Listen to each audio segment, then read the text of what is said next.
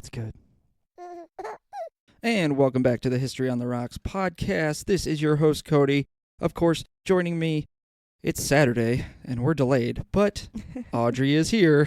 Hello. We've had a crazy week. Yes, we have. We weren't able to put this episode out on Thursday because our air conditioning went out, and that was fun to deal with. Yep, it was great. Yeah. It was hot. It was hotter than hell. So we're at least trying to get this episode out to you this weekend to make up for Thursday and hopefully get back on our normal schedule. Summer's just been kind of crazy. I've been teaching summer school, and Audrey's had to do a lot of work at home because she's got summer hours. Yep. Get a lot done. So Yes. we're not drinking anything right now. No. No.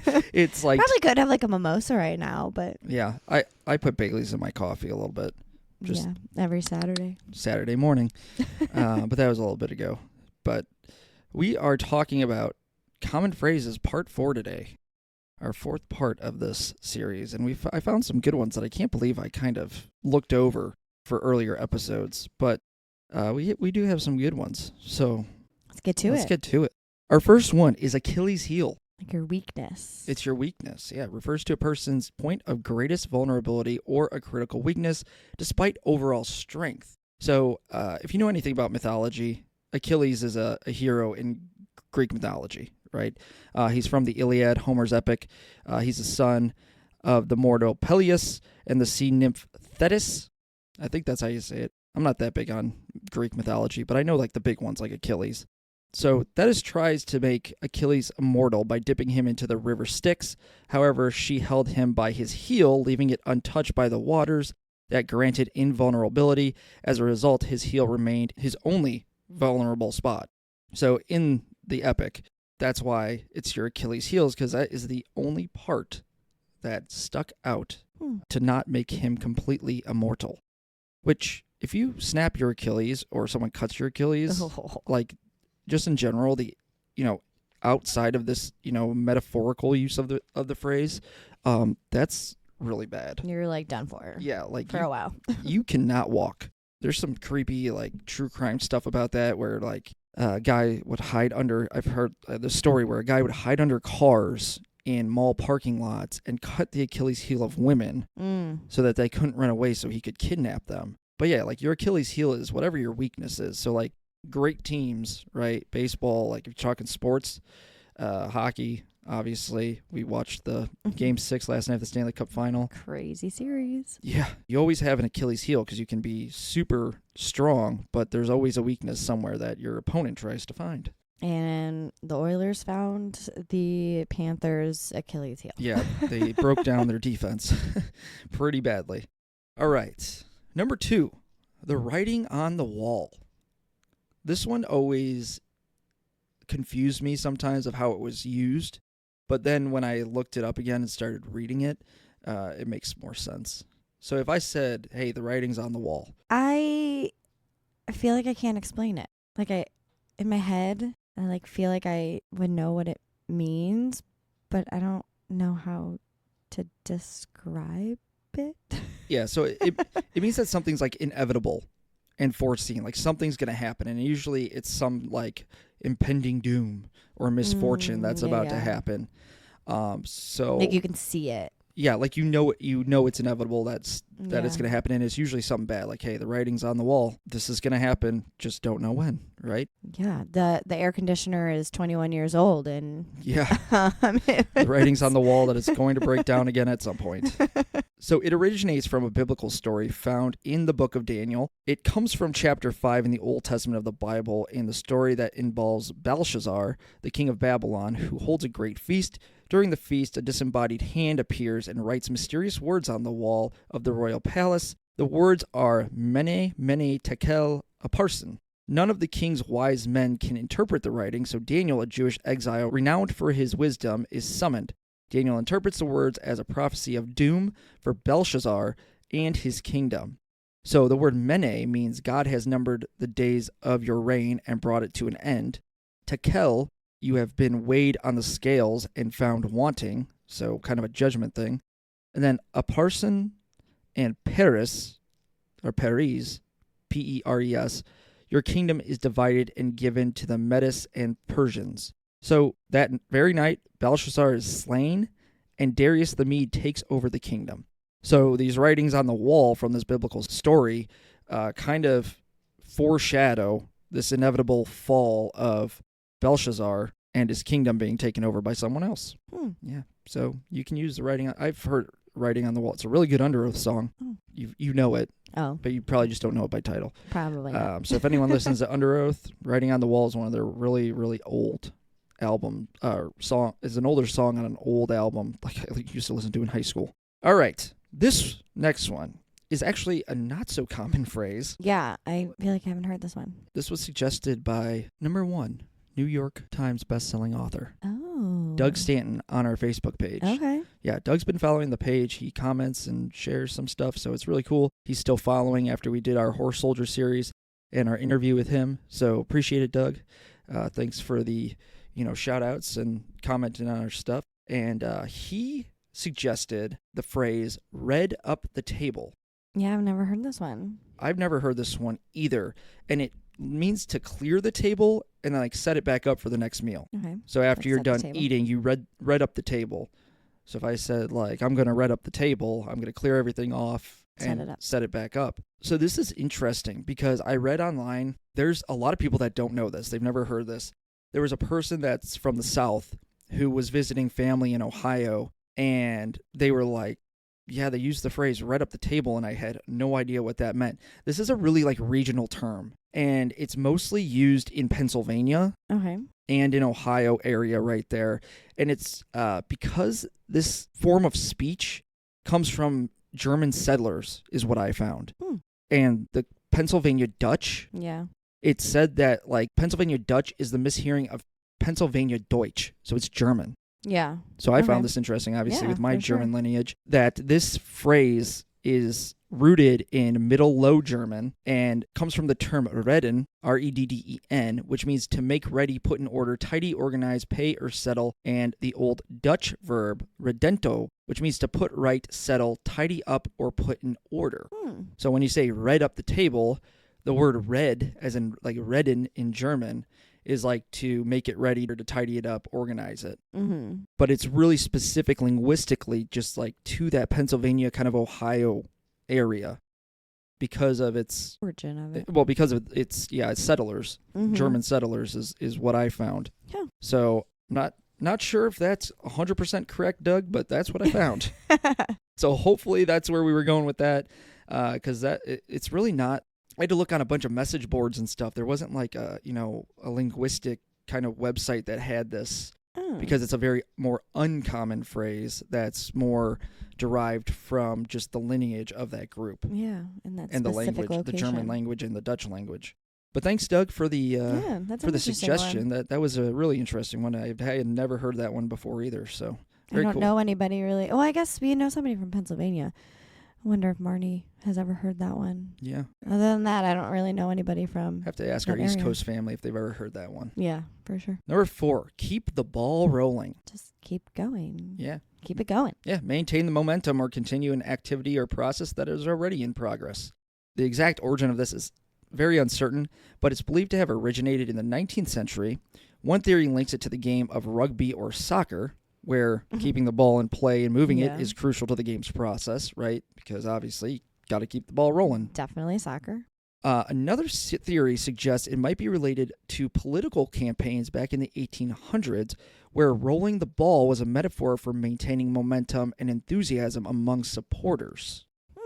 That makes sense. I also found, and I didn't write it down, but I remember reading it, that there's also a tie to this, and I'm going to look it up really quick because the story was interesting. Benjamin Harrison did this as a publicity stunt in 1888 during his presidential campaign. He rolled a huge ball covered with campaign slogans halfway across the country. And I'm going to have to put this on our website because there is a picture of it. Oh, nice. Yeah, that's what I was looking for, and I forgot to write this down. But the ball was a replica of one built for Harrison's grandfather, William Henry Harrison, for his 1840 presidential campaign. The gimmick gave rise to the phrase, keep the ball rolling. So Harrison, a Republican, challenged Democrat and sitting President Grover Cleveland in the 1888 presidential election. Harrison lost the popular by a narrow margin but became president by winning in the Electoral College. So that was interesting. That's from this is from the Library of Congress blogs that I was just reading this article. So this is where I was seeing it when I was doing this, and I totally forgot to add this in. But I knew I saw it. It has to do with the political campaign, but I knew there was someone who actually had like this giant ball that was rolled. I feel like that would be the origin. I mean, how else would you have?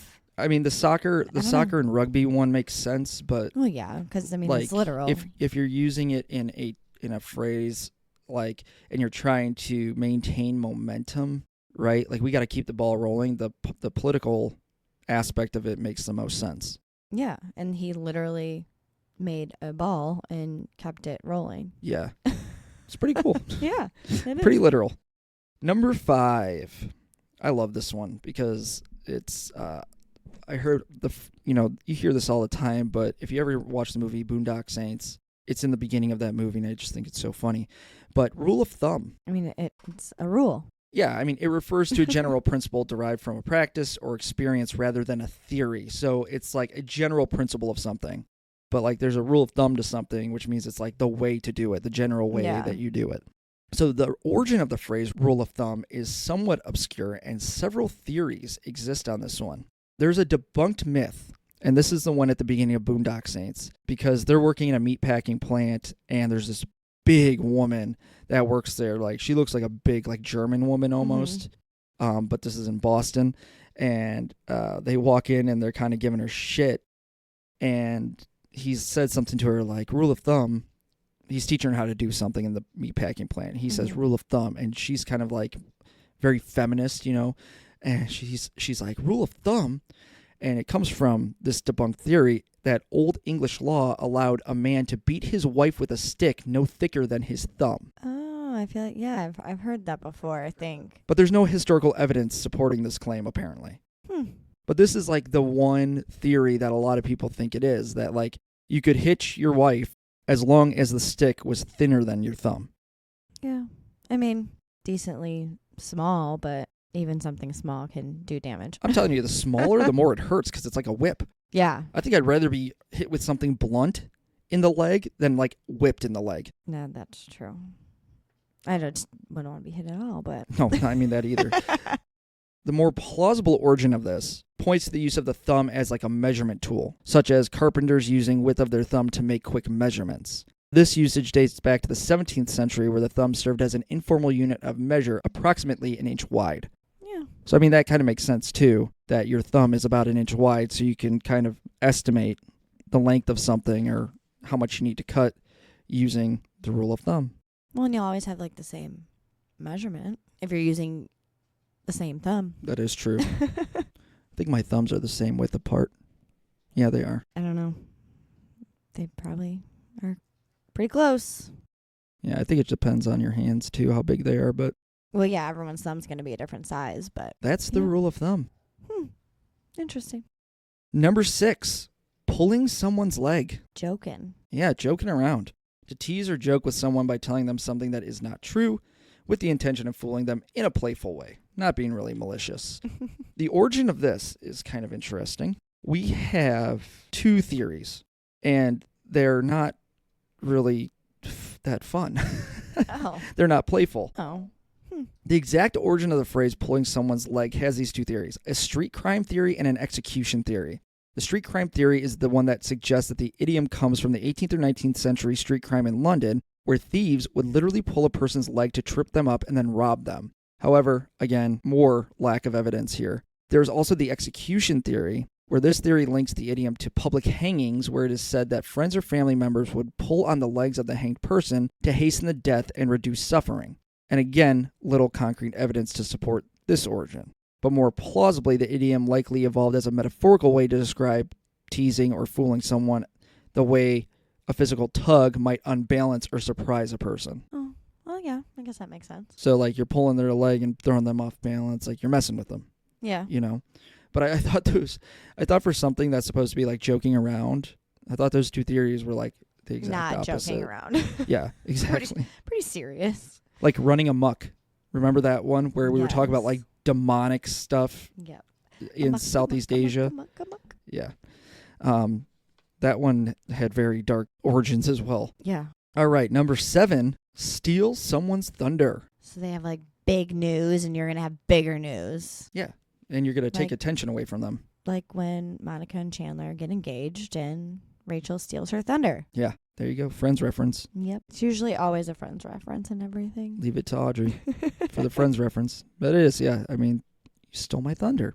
Yeah, you're taking attention or praise away from someone by presenting the achievements of your own or by doing something that overshadows their accomplishments. Mm-hmm. So the phrase steal someone's thunder has a well-documented origin dating back to the early 18th century. It comes from a man named John Dennis, who was an English playwright and critic.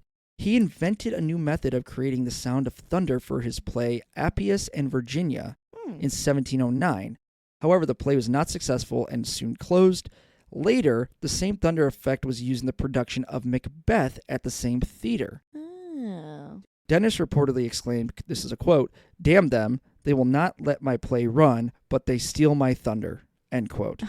Thus, the phrase came to describe taking someone else's idea or invention and using it to one's advantage, especially in a way that deprives their original creator of recognition. Yeah, because Macbeth was very popular. Macbeth is huge. They still Yeah, read it today in school. Exactly. And yeah, John Dennis came up with this The new thunder in the theater, and then he was like, "Hey, that's my invention."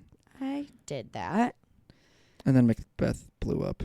Yeah, very. John very Dennis probably popular. sulked. But yeah, that's a pretty literal meaning of stealing someone's thunder. I wonder how he made the thunder. I don't know. I didn't look that part up.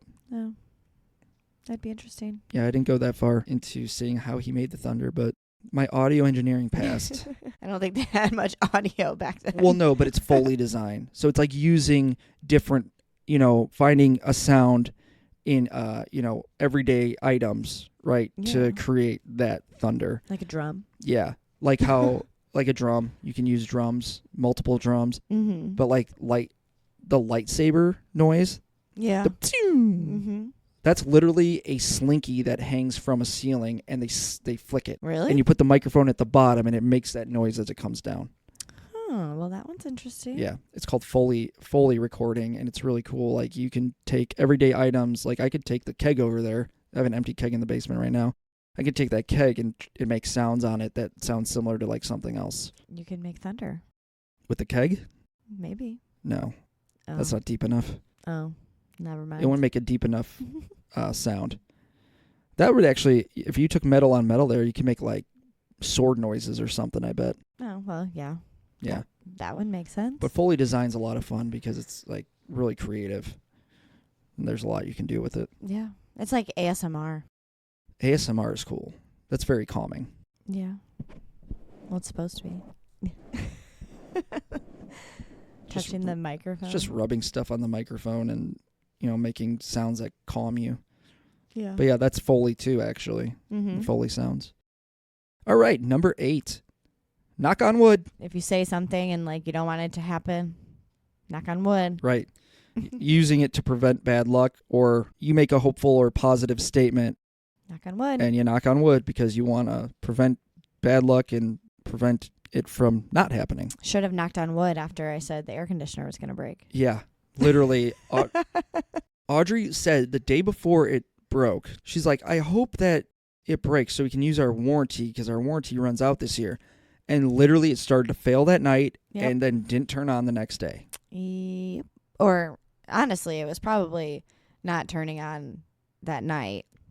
I just didn't know it yet. It just started to heat up in the house slowly. Slowly heat up because it was at night, Yeah. so it wasn't as hot. But yep, that should have Yeah. knocked on wood You on should that have one. knocked on wood, definitely. So, again, this has an unclear origin, but there are theories that exist. So you get to pick whichever one you like. Ancient pagan beliefs. Some believe the idiom dates back to ancient pagan cultures such as the Celts, who believed that spirits and gods resided in trees and that knocking on wood was a way to call upon these spirits for protection or thank them for good fortune. Okay. The Christian tradition links it to the Christian practice of touching wood, symbolizing the wooden cross of Jesus, to seek divine protection or blessing. Mm-hmm. And then medieval superstition being the third. In medieval Europe, it was common to knock on wood to ward off evil spirits or to prevent them from hearing and thus jinxing one's good fortune. So Interesting. those are all pretty religious theories right there. Pagan beliefs, Christian beliefs, and medieval superstition, because the medieval times, everyone's religious back then, whether you're Protestant, whatever. But yeah, evil spirits, Yeah. Gods. keep them Jesus. away. Gods and Jesus and the cross.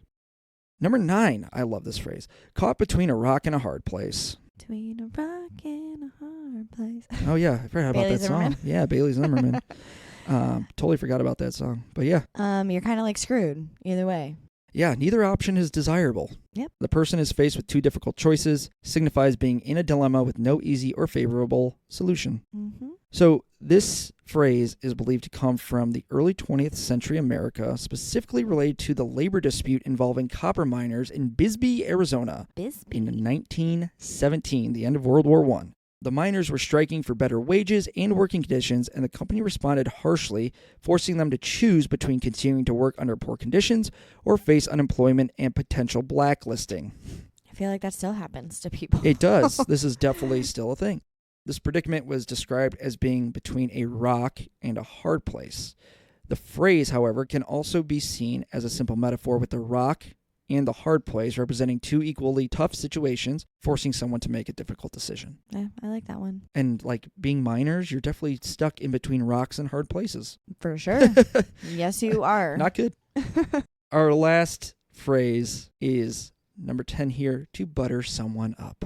Butter me up. Like, it can be like in a like flirty kind of way or romantic kind of way, like giving compliments, and it's kind of my thought of it. Well, yeah, you can definitely use it in that way, or also like kind of trying to get what you want kind of way. Yeah.